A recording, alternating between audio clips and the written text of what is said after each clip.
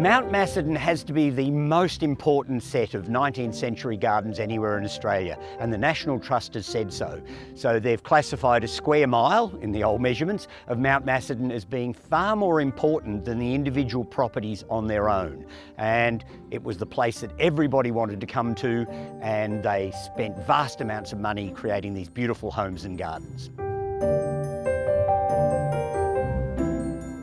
Of course, Mount Macedon is really special from a horticultural perspective, and it's mainly about the climate. So we had the good deep soils, we had reliable rain, we had winter chill, which was really important for a lot of things like growing fruit and for plants like rhododendrons and Japanese maples, etc.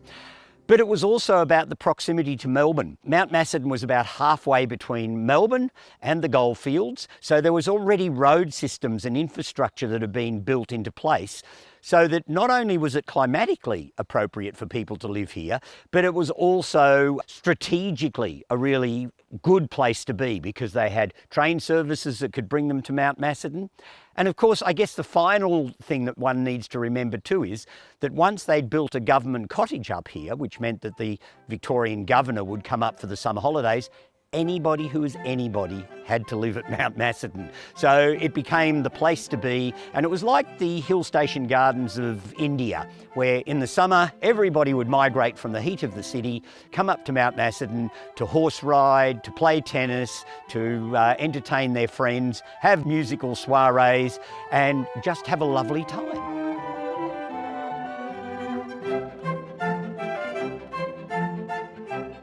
Most of these gardens were set up well before quarantine and other things became an issue in Australia, and so it's become a really important hotspot of botanical diversity. Mount Macedon actually holds its own against most other parts of the world because there was no prohibitions about what you could do.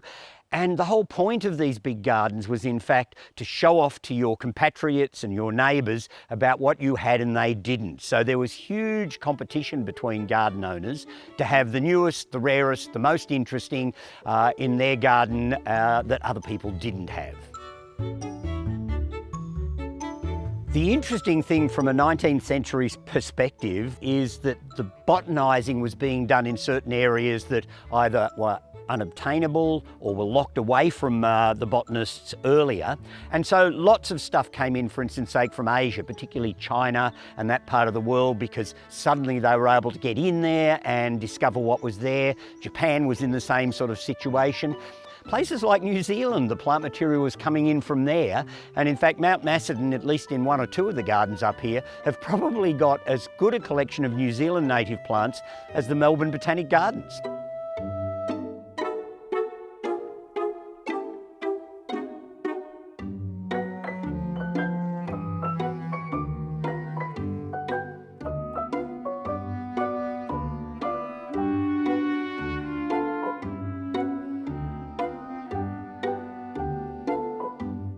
Of course, one of the interesting things about the early settlement on Mount Macedon was that the owners of the gardens were expected to plant a selection of large forest trees because what the government wanted to know was what they were going to replace the native forest with that they had just clear felled to use the timber for building Melbourne and to go up to the goldfields in Bendigo and other areas.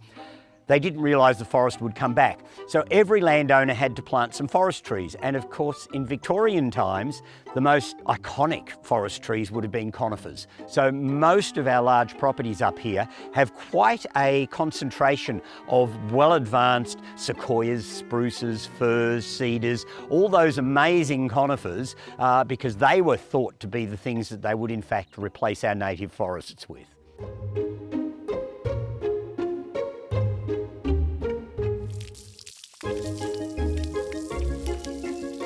The hill station gardens up here, of course, they brought lots of plants in from all over the world, but they also had a nursery industry, actually homegrown, that was supporting people's obsession with their gardens.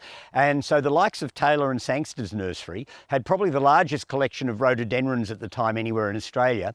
And I have visions of Mr. Sangster sitting at his great big desk in his beautiful copperplate writing to all the garden owners and telling them about the latest acquisitions he'd made and suggesting that, of course, their garden should have one. And there are many plants in gardens on Mount Macedon that are almost iconic of that era. Things like weeping hollies, cinnamon bark myrtles from South America. Nearly every big garden on Mount Macedon has at least one of them. And I'm sure Mr. Sangster was to blame.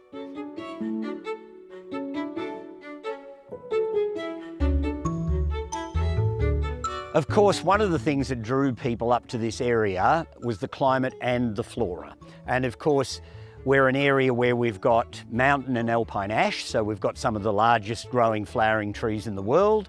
We've got the giant tree ferns, which people of course adored because they were exotic and they were interesting and different. And there's also other interesting plants that grow here. It's got the only set of the beautiful snow gums that grow on the top of Mount Macedon. And the closest batches of the same tree are hundreds of miles away over in Gippsland. So it was known as a hotspot botanically, and people came here to see these particular plants. And there was an interesting sort of them and us thing going on with the large landowners. And then there was these hill station guest houses that sort of suddenly erupted on Mount Macedon. And so there were people who came up here to walk the bridle tracks, to get engaged with nature, because it was just such a beautiful and bucolic sort of setting.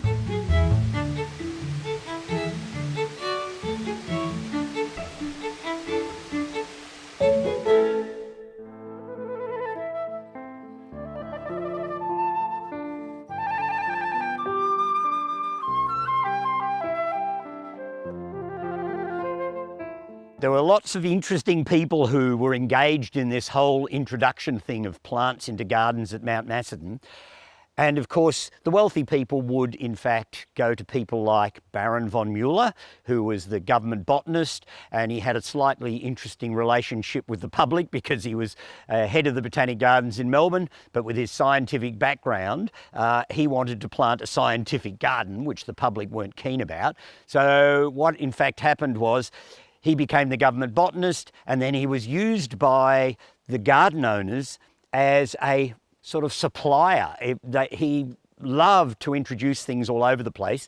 So he was bringing in plants from all over the world and other parts of Australia, and he was planting them at the Botanic Gardens, but he was also making sure that people with land had access to this plant material, because his idea as an introducer of things was to see what would or wouldn't grow well. And Mount Macedon became an obvious place where a lot of these things could be done. So he used the garden owners as something of a sort of experimental group to see what they could grow and what they couldn't. It was such an interesting climate that in fact they could grow almost everything from virtually subtropical plants right through to high alpines. So Mount Macedon actually did in fact become the repository for lots and lots of interesting plants.